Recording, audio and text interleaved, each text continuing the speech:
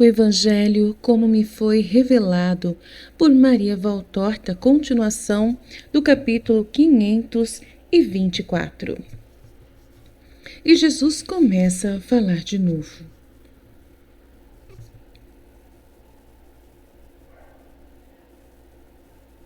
Enquanto tomávamos a refeição, um de vós, que não é de Israel, disse que me queria pedir uma explicação.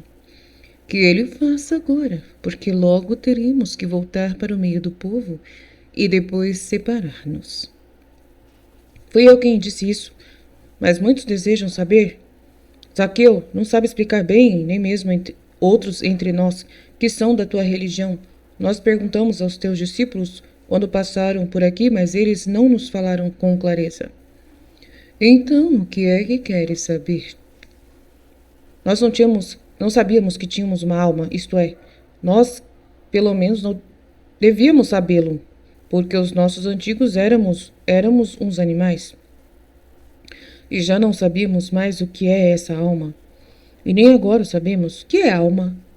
Será talvez a nossa razão? Não cremos, porque em tal caso teríamos ficado sem ela. E temos ouvido dizer que sem a alma não há vida. Então, o que é essa alma que nos dizem ser incorpórea, que dizem que é imortal, se ela não é a razão? O pensamento é incorpóreo, mas ele não é imortal, cessando com a nossa vida. Mesmo o mais sábio já não pensa mais depois da morte.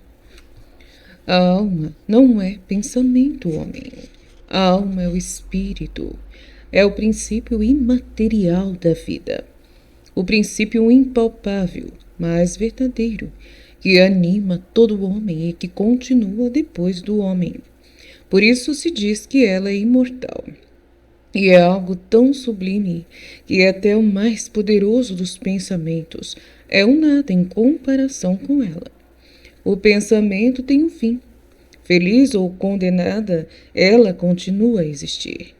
Felizes aqueles que sabem conservar a alma pura, ou fazer que fique pura, depois de a terem tornado impura, a fim de entregá-la ao seu Criador como ele a deu ao homem, a fim de animar a sua humanidade. Mas ela está em nós ou acima de nós, como o olho de Deus? Está em nós. Em nós, na prisão, em nós, até a morte, como uma escrava? Não, ela é rainha. No pensamento eterno, a alma, o espírito, é o que reina no homem. Nesse animal que foi criado e que se chama o homem. Ela veio do rei e pai de todos os reis e pais. Ela é o seu sopro e sua imagem. É um dom e um direito de Deus, tendo como missão a de fazer da criatura um animal chamada homem, não mais homem, mas um rei do grande reino eterno.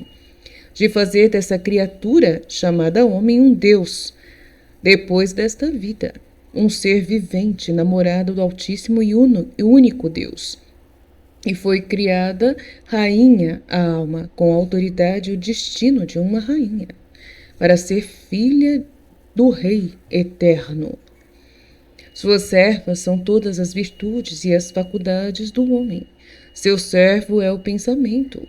Servo e aluno é o pensamento humano. É do espírito que o pensamento humano adquire poder e verdade, adquire justiça e sabedoria, e pode elevar-se a uma posição de regimento. Um pensamento privado da luz da alma estará sempre com lacunas e trevas, não podendo nunca compreender verdades que, para quem está separado de Deus, por ter perdido essa realeza da alma, são mais incompreensíveis do que os mistérios. Volta a ser animal apenas. E será cego o pensamento deste homem animalizado. Será ele um parvo se estiver faltando o ponto básico, a alavanca indispensável para compreender, para elevar-se, deixando o humano e a terra e atirando-se para o alto, a Deus, ao encontro da sabedoria de Deus, da inteligência, do poder da divindade. Em uma palavra, eu falo assim a ti, Demetes, porque não estiveste sempre trabalhando como cambista, e podes compreender e explicar aos outros. És verdadeiramente um vidente, mestre. Não, eu não tenho sido sempre um cambista, mas esse foi o último degrau da minha descida. Diz-me, mestre, Se, porém, a alma então é rainha, por que então ela não reina e domina o mau pensamento e a má carne de todos os homens? Dominar não seria nem liberdade nem merecimento, seria opressão. Mas o pensamento e a carne oprimem também a alma. Eu falo de mim, ela é oprimida. Fazem dela uma escrava muitas vezes. Por isso é que eu perguntava se ela estava em nós em forma de escrava. Como pode Deus permitir que uma coisa então que ele criou tão sublime, pois tu a definiste assim como sopro de Deus, a imagem dele, seja tão rebaixada e oprimida pelo que é inferior a ela, a carne? No pensamento divino estava estabelecido que a alma não conhecesse escravidão alguma. Mas tu te esqueces do inimigo de Deus e do homem. Os espíritos inferiores são conhecidos por vós também. Sim, e todas as suas intenções cruéis, eu posso dizer que, lembrando-me do menino que eu era, somente por causa desses espíritos inferiores é que eu posso entender o homem que eu me tornei e que eu fui até chegar às soleiras da velhice. Agora eu me encontro com um menininho que perdeu o caminho naquele tempo, mas poderei eu tornar-me de novo tão pequeno a ponto de voltar à primeira pureza anterior? O caminho por onde se vai andando para trás no tempo, porventura nos é permitido? Não, não é permitido. E não é preciso também voltar para trás no tempo. E tu não poderias fazer isso. O tempo passado nunca mais volta, nem se pode fazer com que ele volte. Nem nós podemos voltar a ele, mas isso não é necessário. Alguns de vós são de lugares onde é conhecida a teoria da escola pitagórica ou espírita, uma teoria cheia de erros. As almas, ao terminarem sua parada nesta terra, não voltam nunca mais desta terra em corpo nenhum, nem no de animais, não sendo conveniente que uma coisa tão sobrenatural como a alma é venha habitar dentro de um animal bruto, nem no corpo humano, porque não seria dado nenhum prêmio ao corpo que se reunisse à alma no último juízo, se aquela alma não tivesse tido vários corpos para vestir essa alma. Dizem os que creem na teoria de que falamos que será o último corpo que gozará, porque por sucessivas purificações em vidas sucessivas a alma somente na última encarnação é que atinge a perfeição digna de prêmio. Um erro também e outra ofensa. Erro e ofensa contra Deus ao admitir-se que ele não tenha podido criar mais do que um número limitado de almas, e erro e ofensa contra o homem, julgando-o tão corrompido que dificilmente possa merecer prêmio. Não haverá prêmio imediatamente, mas dever-se-á passar por uma purificação na outra vida, em 99% dos casos, o caso do purgatório. Mas a preparação há de ser uma preparação para a alegria.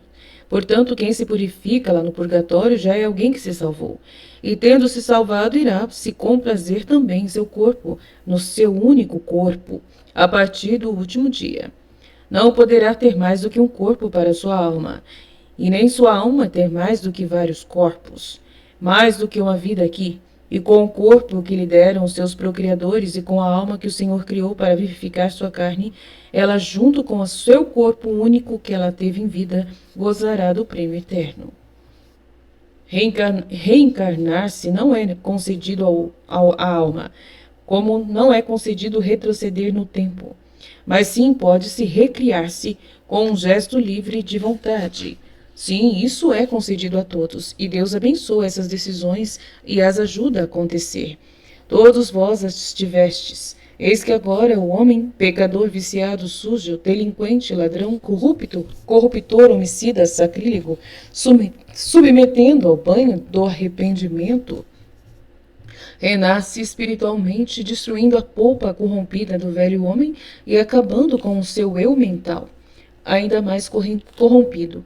Mas se a vontade de redimir-se fosse um ácido que ataca e destrói um invólucro frágil em que se guarda um tesouro e põe a nu o próprio espírito, tendo-o purificado, saneado, revestido com um novo pensamento da alma, da mente, com uma nova veste limpa, pura e rejuvenescida.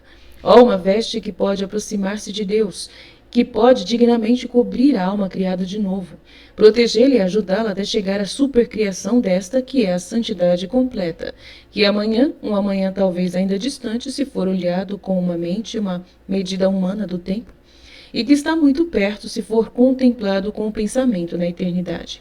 Será gloriosa no reino de Deus, E todos podem, se quiserem, criar de novo em si o menino puro dos seus dias infantis. O menino amoroso, humilde, sincero, bom, que a mãe apertava contra o seio, que o pai olhava gloriando-se dele, que o anjo do céu amava e que Deus admirava com amor. As vossas mães talvez fossem mulheres de grande virtude. Deus não deixará sem prêmio a virtude delas. Trabalhai, pois, para terdes uma assim, para vos reunirdes a elas.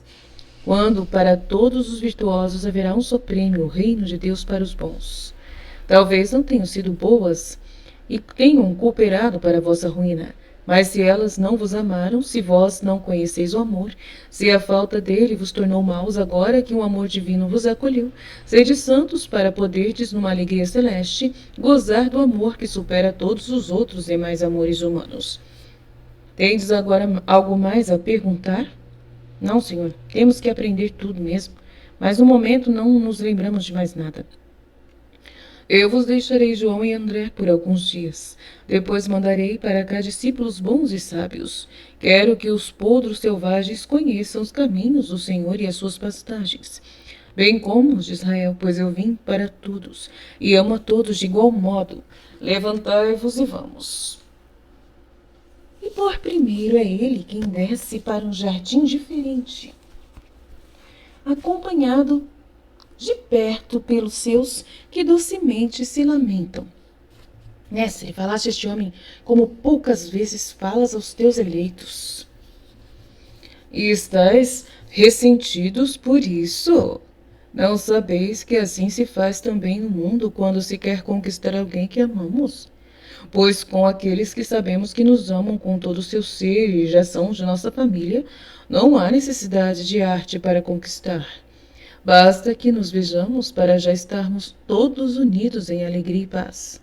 De Jesus com um sorriso divino cheio de uma alegria comunicativa. E os apóstolos não se queixam mais. Pelo contrário, felizes olham para ele, abandonados à alegria de se amarem. E assim termina esse capítulo em visão 524 de Maria Valtorta. Fiat.